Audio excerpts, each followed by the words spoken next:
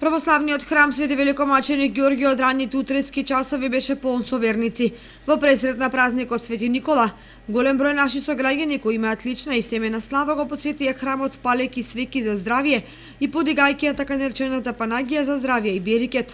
Спроти празникот вечерва ќе се ослужи вечерна богослужба, а утре изутрена на празникот Свети Никола и утрена Златоустова божествена литургија.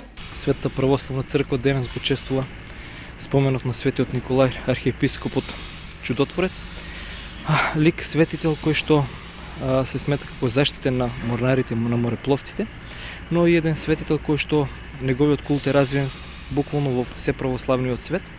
Токму по тој повод овде во храмот посветен на Свети Великомаченик Ѓорѓе во Кочани ќе се ослужи света божествена Златоустова литургија.